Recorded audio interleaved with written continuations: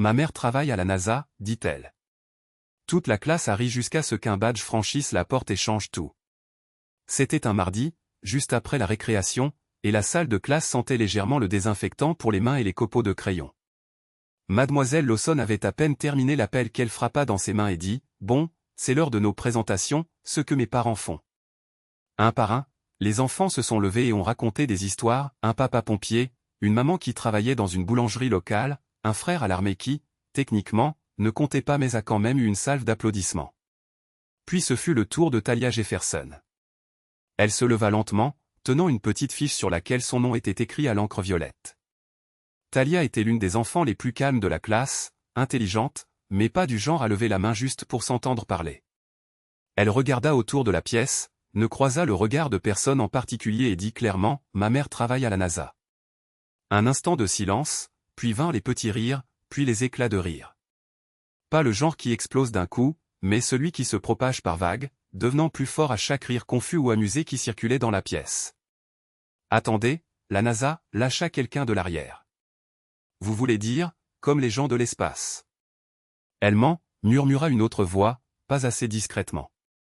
Même l'expression de mademoiselle Lawson était étrange, elle ne riait pas, mais ses sourcils se soulevèrent légèrement, comme si elle aussi avait du mal à y croire. Talia cligna lentement des yeux. Elle ne cria pas, elle ne courut pas. Elle resta juste là, le visage calme, les mains fermes. « Oui » répéta-t-elle, elle travaille à la NASA. Elle est ingénieure système. Le mot resta suspendu dans l'air comme s'il n'avait pas sa place. Mademoiselle Lawson, debout près du tableau, esquissa un de ses sourires pincés, du genre qui signifie « on passe à autre chose maintenant ». « Eh bien, merci Talia » dit-elle, balayant déjà son presse-papier du regard. « Bon, ensuite, nous avons Owen. » Talia se rassit, ignorant les ricanements et les coups de coude. Ses doigts se crispèrent sur l'ourlet de sa chemise, son visage resta immobile, mais ses oreilles étaient chaudes. Owen commença à parler de l'entreprise de plomberie de son père, mais Talia entendait à peine un mot. Elle savait qu'il ne la croyait pas un seul d'entre eux, pas même l'enseignante. Ce n'était pas seulement le travail qui leur semblait impossible, c'était la personne qui l'affirmait, une fille à la peau brun foncé, aux traits serrés retenus par un chouchou rose doux, un sac à dos de seconde main avec une fermeture éclair cassée. Ses chaussures n'étaient pas neuves, elles n'avaient ni mots compliqués ni voix forte, alors pour eux, qu'elles disent la NASA sonnait comme faire semblant, comme une histoire imaginaire. Un bout de papier fut passé sur son pupitre pendant que Owen parlait. Un garçon nommé Théo se pencha vers elle et dit « Est-ce qu'elle nettoie les salles de bain là-bas ou quelque chose comme ça ?» Talia ne répondit pas. Elle ne pleura pas non plus, pas à ce moment-là. Mais quand la cloche sonna et que tout le monde se précipita pour prendre son sac à dos, elle resta assise, les yeux fixés sur la porte de la classe. Pour la première fois, elle souhaita que sa mère ait un autre travail, quelque chose de plus facile à expliquer, quelque chose que les gens ne regarderaient pas de travers. Pourtant, même alors, elle ne cessa pas de croire que cela importait. Sa mère lui avait dit un jour, « Certaines vérités sont trop grandes pour les petits esprits. Il faut juste les laisser. » Rattrapage. Talia sortit de cette salle de classe la tête haute, même si elle avait un nœud à l'estomac. Elle n'avait pas honte pour elle-même, elle avait honte pour eux. Mais ce qu'elle ignorait, c'est que la leçon n'était pas terminée, ni pour ses camarades de classe, ni pour mademoiselle Lawson. La maison des Jefferson se trouvait au bord d'une route tranquille à Mobile, en Alabama. Pas accent grave-l'œil, mais propre, peint en jaune pâle avec des volets verts. Le genre d'endroit où la lumière du porche était toujours allumée avant le coucher du soleil et où la porte moustiquaire grinçait un peu quand on entrait. Talia franchit cette porte plus lentement que d'habitude. Elle ôta ses baskets d'un coup de pied, jeta son sac à dos près du pied de l'escalier et se dirigea directement vers la cuisine. L'odeur d'ail et d'oignon lui indiqua que sa mère était rentrée tôt. Le docteur René Jefferson était devant la cuisinière, remuant quelque chose dans une grande marmite rouge. Elle ne se retourna pas immédiatement. « Tu es en retard » dit-elle, non pas durement, mais simplement pour le constater. Talia tira une chaise et s'y laissa tomber. « J'ai dû rester pour essuyer les bureaux » marmonna-t-elle. René se tourna, jeta un coup d'œil au visage de sa fille et baissa le feu. « Parle-moi. » Talia ne parla pas pendant un instant. Ses mains étaient sur ses genoux, tripotant les manches de son sweat à capuche. Elle semblait vouloir dire quelque chose, mais ne savait pas trop comment commencer. « Ils ont ri » dit-elle finalement. René n'eut pas besoin de demander qui. Elle tira la chaise en face de sa fille et s'assit. Sans dramatiser, sans s'exclamer ni paniquer. Pourquoi? Je leur ai dit que tu travaillais à la NASA. René fit un très léger signe de tête. Et ils ne t'ont pas cru? Non, un gamin a dit que tu nettoyais peut-être les toilettes. René laissa échapper un souffle discret, pas tout à fait un soupir, plutôt une pause pour se ressaisir. Et qu'as-tu répondu? Rien. Mademoiselle Lawson est passée à autre chose très vite, comme si elle ne voulait pas s'en occuper. Cette partie fit légèrement tressaillir les sourcils de René, mais elle garda un ton neutre. Penses-tu avoir dit quelque chose de mal? Thalia leva les yeux rapidement. Non. Alors ne porte pas leur ignorance comme si c'était ta faute. Mais ils ont ri. Et ça, c'est leur problème, pas le tien. Elles restèrent un instant en silence. Le bouillonnement de la marmite emplissait l'espace.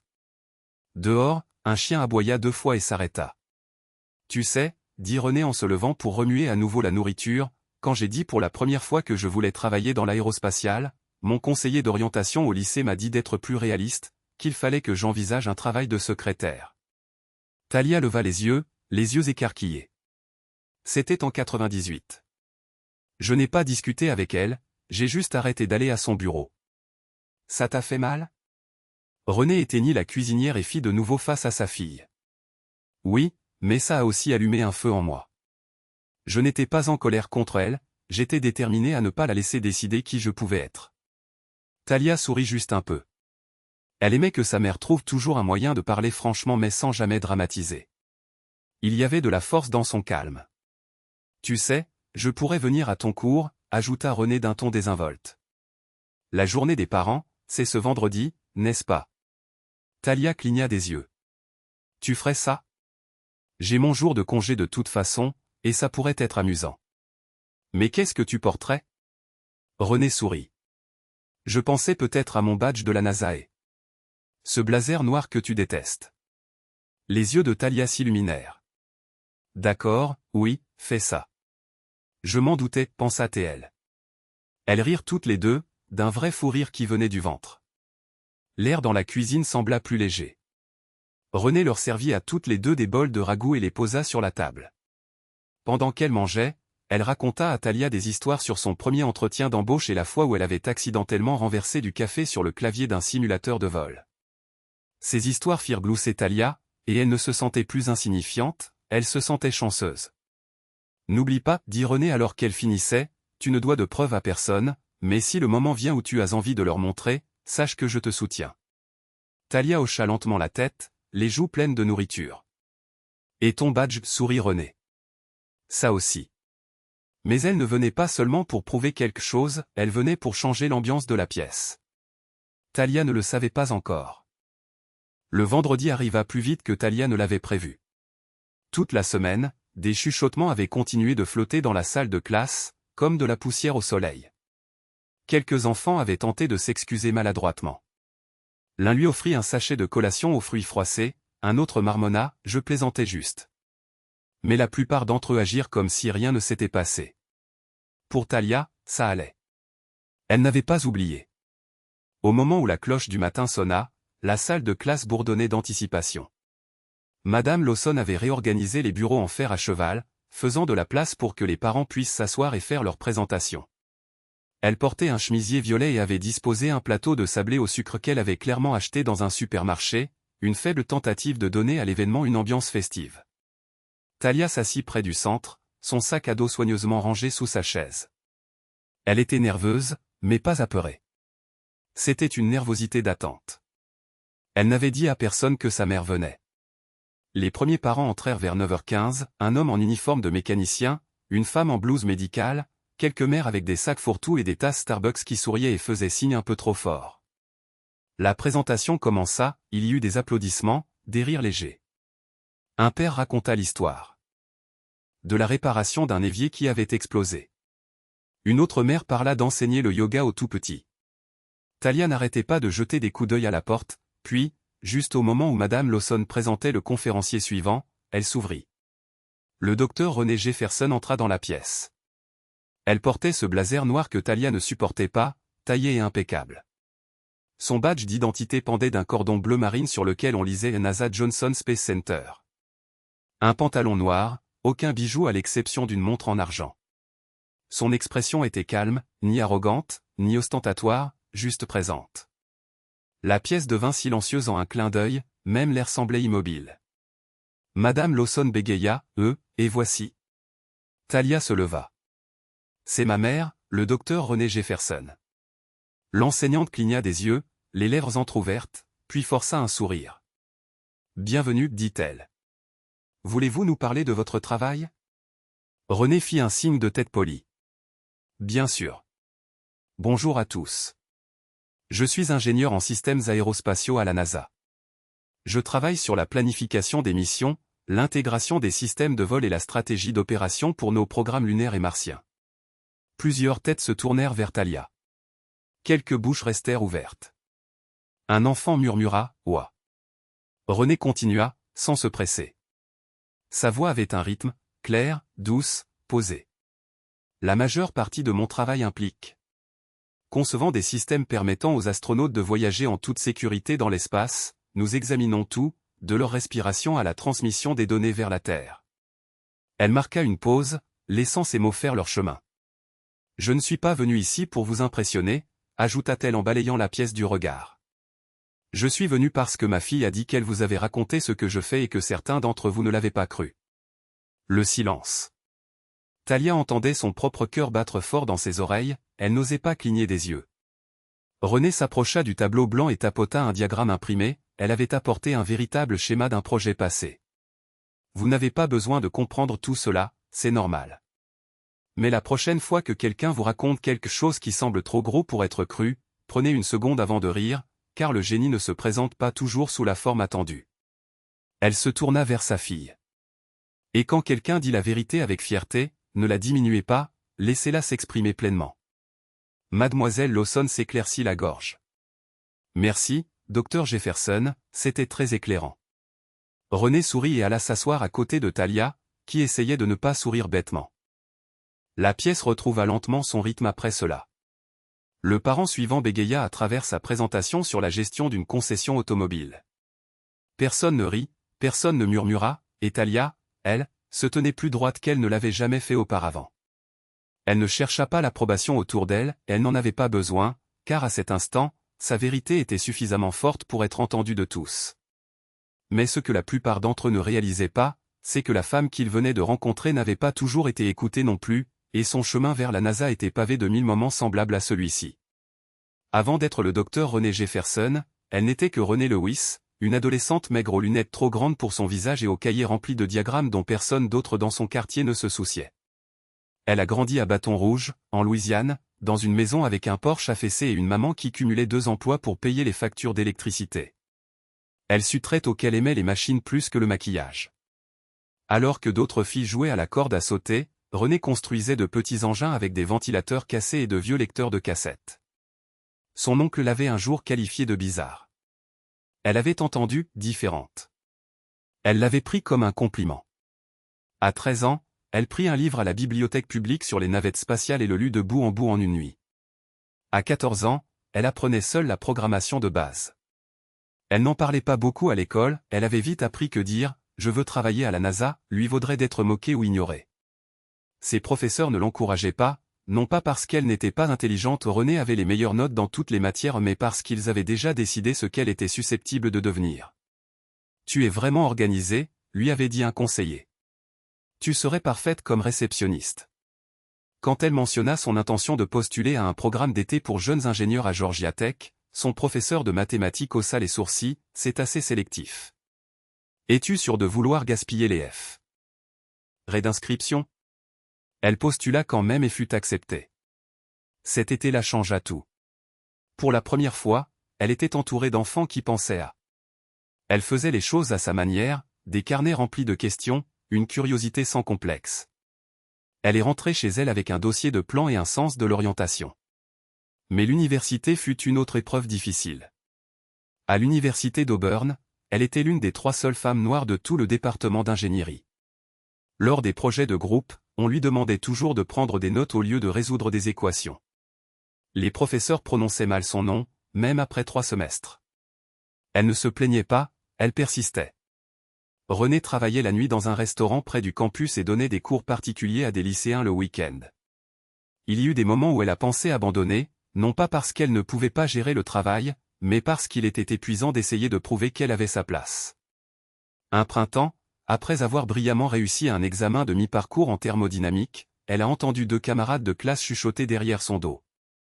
Elle a dû être aidée, a dit l'un. Peut-être qu'elle a copié sur quelqu'un, a ajouté l'autre. Elle ne les a pas confrontés, elle n'a pas pleuré. Elle est simplement rentrée chez elle, a ouvert son manuel et a commencé à se préparer pour les examens finaux. Quand le semestre s'est terminé, elle était première de son département. Personne n'osait le dire à voix haute, mais il l'avait vu. Après l'obtention de son diplôme, elle a fait un stage chez Lockheed Martin. Ensuite est venue la candidature à la NASA, un coup de dé, pensait-elle, mais son CV parlait de lui-même. Elle a reçu l'appel en mars, alors qu'elle était assise dans une laverie automatique avec un panier de serviettes mouillées et un seul sèche-linge en état de marche. Sa maman a pleuré au téléphone pendant 5 bonnes minutes. À partir de là, le vrai travail a commencé, les réunions, les conceptions, les nuits tardives, les petits coups bas dans les salles de conférence, les moments où elle devait se répéter 3 fois pour être entendue. Mais elle n'a jamais cessé de se faire entendre, car chaque fois qu'elle s'asseyait à une console ou esquissait une nouvelle idée, elle se souvenait d'une version plus jeune d'elle-même qui n'avait eu besoin que d'une seule personne pour croire que c'était possible. Et maintenant, quand elle entrait dans la classe de 5e année de sa fille, son badge se balançant à son cou, elle ne se représentait pas seulement elle-même, elle représentait chaque fille à qui on avait dit un jour, « Les gens comme toi ne font pas ça », mais il ne s'agissait plus de prouver quoi que ce soit, il s'agissait de semer quelque chose de nouveau dans sa fille, quelque chose qui ne pourrait être ébranlé. Le lundi suivant, quelque chose était différent. Pas de façon spectaculaire, juste de petits changements, le genre qu'on ne remarque que si l'on y regarde de près. Quand Talia est entrée en classe, elle ne s'attendait pas à un défilé, et elle n'en a pas eu, mais l'atmosphère était plus calme. Les yeux ne se levaient pas au ciel quand elle parlait. Théo ne chuchotait pas, en fait, il évitait complètement le contact visuel. À la récréation, 2 filles, Kennedy et Samira, se sont approchées d'elle près de la structure de jeu. Elles se tenaient là, maladroitement, déplaçant leur poids d'un pied sur l'autre. « Ma maman a dit que le discours de ta mère était vraiment quelque chose », a dit Kennedy en mordillant sa lèvre inférieure. Elle avait l'air intelligente, vraiment intelligente. Elle l'est, a répondu Talia sans aucune hésitation. Samira a hoché la tête. J'ai fait des recherches sur la NASA après l'école, c'est plutôt cool, c'est tout ce qu'elles ont dit, mais elles ne sont pas parties tout de suite. Elles sont restées, et pour la première fois de l'année, elles se sont toutes les 3 assises sur le banc et parlaient d'autre chose que d'échanges de goûter ou de vidéos de Slim. Plus tard ce jour-là, Mademoiselle Lawson a pris Talia à part alors que la classe rangeait ses affaires pour la sortie. Je voulais te dire quelque chose, a-t-elle commencé, la voix plus basse que d'habitude, à propos de la semaine dernière. Talia a levé les yeux, attentive. J'aurais dû gérer ce moment différemment, a poursuivi Mademoiselle Lawson. J'aurais dû poser plus de questions, ne pas passer à autre chose si vite. Je suis désolée. Talia ne savait pas quoi dire, elle n'était pas habituée à ce que des adultes s'excusent de la sorte. Elle a hoché la tête une fois, lentement. C'était suffisant pour l'instant. Mais tout le monde n'avait pas changé d'avis. Certains enfants chuchotaient encore, mais ils le faisaient plus discrètement. Quelques-uns la regardaient comme s'ils attendaient qu'elle fasse une erreur, histoire de rétablir l'équilibre dans leur propre esprit. Il y avait un garçon, Dean, qui marmonnait « Nasakid » à voix basse chaque fois qu'elle passait, comme s'il essayait de miner ce qu'elle avait gagné. Talia n'a pas scié, elle ne s'est pas recroquevillée. Elle a continué à faire son travail. Elle posait plus de questions en classe maintenant, levait la main même quand elle n'était pas tout à fait sûre d'avoir raison, car maintenant, même se tromper ne lui faisait plus peur, pas comme avant. Un après-midi, pendant un travail de groupe, elle a entendu une camarade de classe dire « Elle se prend pour meilleure que nous ». Talia a levé les yeux calmement et a répondu « Non, je sais juste que j'ai ma place ici ». Il n'y a pas eu de discussion après ça. À la maison, René aussi a remarqué le changement. Talia parlait plus pendant le dîner, partageait de petites choses de sa journée sans qu'on ait besoin de lui demander 2 fois. Et elle a recommencé à dessiner, non pas des dessins animés, mais des diagrammes comme ceux de sa mère, des fusées, des casques, des cartes stellaires au crayon. Un soir, René a trouvé un pense-bête collé sur le frigo. Il disait, j'irai y travailler aussi. Je t'aime, Talia. Elle n'a pas bougé pendant 3 jours. Mais il ne s'agissait pas seulement de confiance. Quelque chose de plus profond avait changé chez Talia. Il ne s'agissait plus de prouver que les autres avaient tort, mais de se tenir dans sa propre vérité, de savoir ce qui était réel, peu importe qui riait. Au cours de sport, quand le professeur leur a demandé d'écrire un objectif sans rapport avec le sport, Talia a écrit « Concevoir des missions spatiales, comme ma maman ». Quand le professeur l'a lu à voix haute, personne n'a ri. Ils ont juste écouté. Mais de retour à la maison, autre chose se préparait, un moment de calme attendait entre la mère et la fille, un moment qui ancrerait tout ce qu'elles avaient traversé. C'était de nouveau vendredi soir. Une semaine entière s'était écoulée depuis la journée des parents, et la maison sentait le fameux poulet au citron de René. Talia était à la table de la cuisine, esquissant un nouveau concept, quelque chose à propos d'un satellite rotatif utilisant des panneaux solaires en forme de pétales de fleurs. Elle ne disait pas grand-chose en dessinant, s'arrêtant juste de temps en temps pour effacer ou plisser les yeux sur l'angle. René observait depuis l'évier, séchant lentement une assiette. La façon dont sa fille se concentrait, la langue légèrement pressée contre sa lèvre supérieure, lui rappelait elle-même à 12 ans, toujours en train de construire quelque chose dans sa tête. « Tu veux faire une pause ?» demanda doucement René. Talia leva les yeux, presque fini. René sourit et s'appuya contre le comptoir, « Ça fait 2 heures que tu travailles là-dessus. »« Je sais, je veux juste que ce soit parfait, » dit-elle en terminant la dernière lignée. Elle tourna le papier vers sa mère. René s'approcha et regarda de plus près. « Explique-moi ça. » « Eh bien, c'est un satellite, mais au lieu de garder tous les panneaux à plat, il s'ouvre comme ça. » Elle mima la forme avec ses mains, ce qui lui permet de capter plus d'énergie quand il tourne, selon l'angle du soleil. René hocha la tête, impressionné. « C'est intelligent. Où as-tu eu cette idée ? » ? Je ne sais pas. Je pensais au tournesol plutôt, à la façon dont il bouge pendant la journée.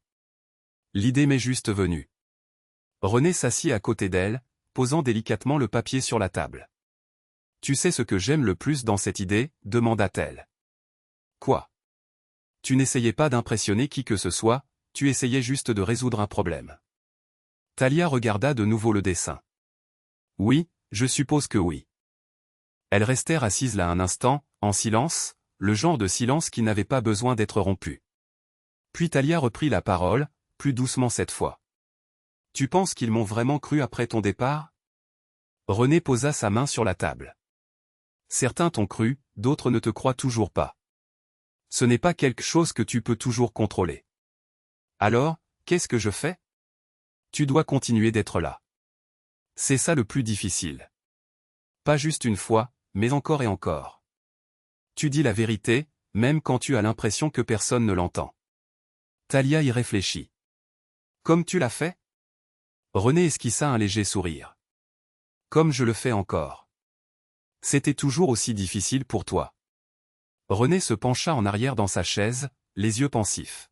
« Parfois plus difficile, mais j'ai arrêté d'attendre que ça devienne facile. » Talia regarda sa mère, non plus seulement comme une mère, mais comme une personne, quelqu'un qui avait franchi des obstacles qu'elle n'avait même jamais vus, quelqu'un qui portait un pouvoir tranquille sans avoir besoin d'une foule pour le reconnaître. « Avant, je souhaitais que tu aies un travail normal, » dit-elle, « quelque chose de facile à expliquer. » René rit. « Je sais. Je le voyais sur ton visage quand les gens posaient la question. Mais maintenant, je trouve ça super. Vraiment super. » René tendit la main et glissa doucement l'une des tresses de sa fille derrière son oreille. « Je suis fier de toi, tu sais, » dit-elle, non pas à cause de ce que tu as dit en classe, mais parce que tu l'as dit quand même. Talia sentit une chaleur dans sa poitrine, non seulement de la fierté mais aussi un soulagement, un poids qu'elle n'avait pas remarqué avant qu'il ne commence à s'alléger. « Je ne pensais pas que tu viendrais ce jour-là, » avoua-t-elle. René haussa un sourcil. « Pourquoi pas ? Je pensais que tu penserais peut-être que ça n'en valait pas la peine. » René marqua une pause, puis elle se pencha plus près, sa voix ferme et posée. « Tout ce qui perturbe la façon dont tu te vois, cela mérite toujours qu'on soit là. » Elles n'eurent pas besoin d'en dire plus après cela. Talia se leva et se dirigea vers le réfrigérateur, attrapa un aimant et accrocha son dessin juste à côté de la liste de courses. René la regardait, le cœur rempli mais silencieux. Toutes les leçons ne s'accompagnaient pas d'applaudissements, certaines restaient là, visibles uniquement pour ceux qui les avaient méritées. Mais il restait une dernière chose à dire, non pas pour Thalia, mais pour tous les autres qui apprenaient encore à reconnaître la brillance. La semaine suivante, pendant les annonces du matin, Mademoiselle Lawson fit quelque chose d'inattendu. Elle brandit une contribution d'élèves du tableau d'affichage, Rêve de carrière, et la lut à voix haute à la classe.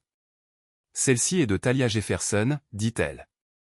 Elle a écrit « Je veux construire des machines qui vont dans des endroits où personne n'est jamais allé parce que quelqu'un doit trouver comment nous y emmener, et je pense que je peux le faire. » Cette fois, il n'y eut pas de rire, juste le silence. Quelques étudiants se tournèrent vers elle, non pas avec incrédulité, mais avec quelque chose qui ressemblait davantage à du respect. Thalia était assise à son bureau, calme, concentrée, dessinant de petits engrenages dans les marges de son carnet. Elle n'avait pas besoin de lever les yeux, elle n'avait pas besoin que la salle l'applaudisse, ce n'était pas le but. Car cette histoire n'a jamais été une question d'applaudissement, mais de vérité, d'être sûr de quelque chose quand tout le monde le remet en question, de ce que signifie parler avec audace, non pas pour faire du bruit, mais pour être honnête. Les personnes présentes dans cette salle de classe avaient vu quelque chose qu'elles n'attendaient pas, une femme avec des qualifications, oui, mais plus que cela, une femme qui savait qui elle était, qui n'attendait pas la permission d'être entendue. Et une fille qui l'a vue entrer dans une pièce où la conviction avait déjà disparu et l'a pourtant remplie de puissance.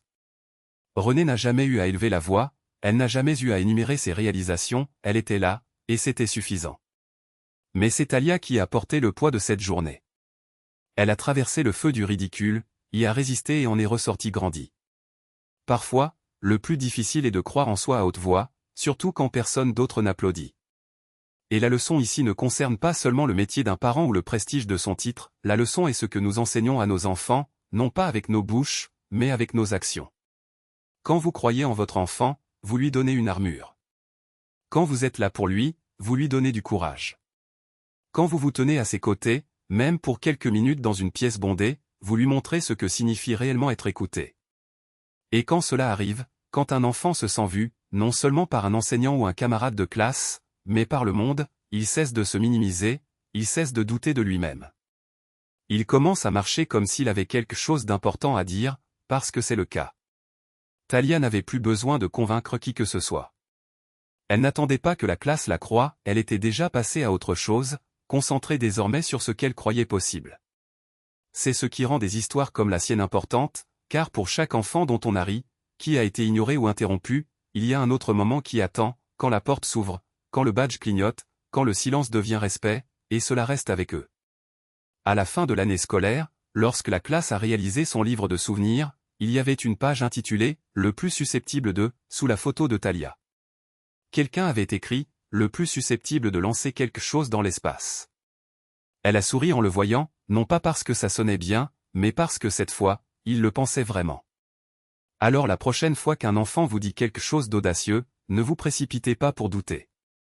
Ne le réduisez pas à ce que vous comprenez, laissez-le grandir au-delà de ce que vous attendez. Et si vous êtes un parent qui regarde ceci, soyez présent, même quand c'est inconfortable, surtout quand ça compte. Croyez en eux à haute voix. Abonnez-vous pour plus d'histoires vraies comme celle-ci, des histoires qui nous rappellent à quoi ressemble vraiment la force.